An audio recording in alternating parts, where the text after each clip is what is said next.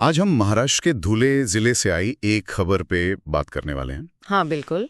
एक ऐसी खबर जिसने सबको चौंका दिया। हाँ बिल्कुल। हमारे पास जो जानकारी आई है उसके हिसाब से 30 जून 2025 को एक 41 साल के व्यक्ति को धोखे से बुलाया गया। पार्टी के बहाने है ना? हाँ, पार्टी का बहाना देकर और फिर बेरहमी से उसकी जान ले ली गई। ये सिर्फ एक घटना नहीं लग रही है, तो जैसे भरोसे का कत्ल है। हाँ, और बात यहीं खत्म नहीं होती। जो इसे और उलझाता है वो ये है कि वारदात के 4 दिन बाद शव मिला। 4 दिन बाद? हाँ, और जब मिला तो पहचान करना भी मुश्किल हो गया था। एक चुनौती बन गया था। अच्छा। शव अज्ञात था, तो जाहिर है इससे पुलिस के लिए, वहां के लोगों के लिए कई सवाल खड़े हो गए। शायद गुमशुदगी की रिपोर्ट भी तब तक हुई हो या ना हुई हो। तो फिर पहचान हुई कैसे? 4 दिन तो काफी लंबा वक्त होता है, खासकर ऐसी हालत में। यहीं पर एक बहुत जरूरी बात सामने आती है। मृतक के शरीर पर एक टैटू बना हुआ था। टैटू? और टैटू उसी ने आखिरकार पहचान कराने में मदद की। आसपास के लोगों ने, हो सकता है परिवार या दोस्तों ने, उस टैटू को पहचाना। अरे बाप रे। हाँ, ये छोटी सी लगने वाली चीज उस आदमी की पहचान बन गई और फिर मामले ने एक नई दिशा ली।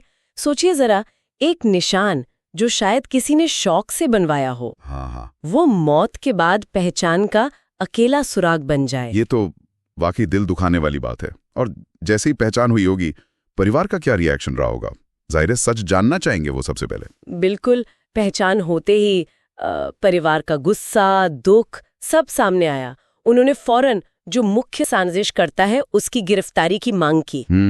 माहौल तनाव वाला हो गया और जोर शोर से न्याय की मांग उठने लगी, जो कि स्वाभाविक भी है ना, जब पता चले कि किसी अपने को ऐसे धोखे से बुला के मार दिया गया। हाँ, बिल्कुल। पुलिस पर भी फिर प्रेशर बढ़ गया होगा।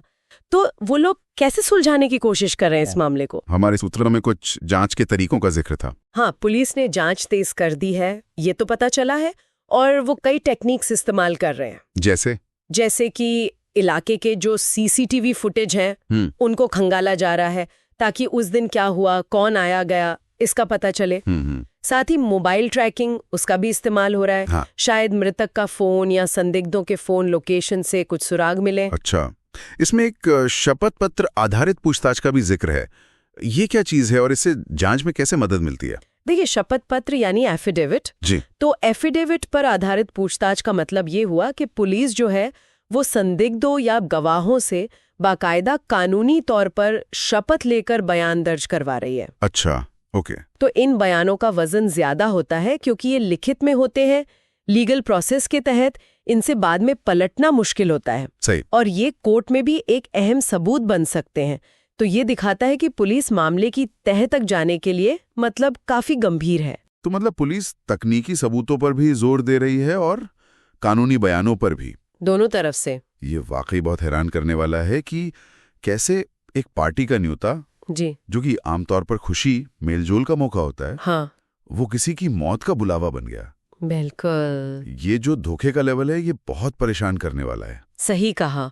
और ये घटना इस बात पर भी सोचने को मजबूर करती है कि कैसे छोटे शहरों या कस्बों में भी, जहां शायद हमें लगता है कि लोग एक दूसरे को ज्यादा जानते पहचानते हैं, हाँ वही तो, वहां भी इस तरह के गंभीर अपराध भरोसे की आड़ लेकर हो जाते हैं।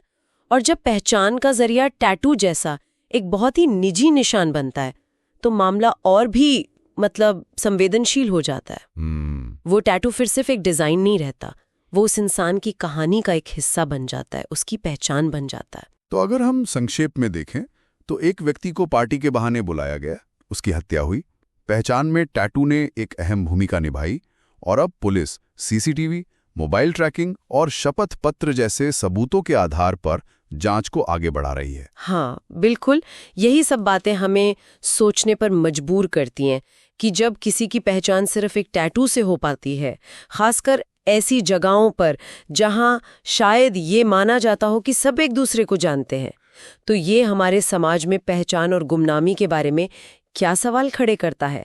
क्या हम वाकई अपने आसपास के लोगों को उतना जानते हैं जितना हम सोचते हैं? इस पर गौर किया जा सकता है। Thanks for watching. दोस्तों, अगर आपको यह सतर्क रहने लायक स्टोरी लगी हो तो वीडियो को लाइक करें, दोस्तों और परिवार के साथ शेयर करें, और ऐसी रियल क्राइम स्टोरीज के लिए चैनल को सब्सक्राइब करना न भूलें। बेल आइकन दबाएं ताकि अगली स्टोरी की सूचना सबसे पहले आपको मिले।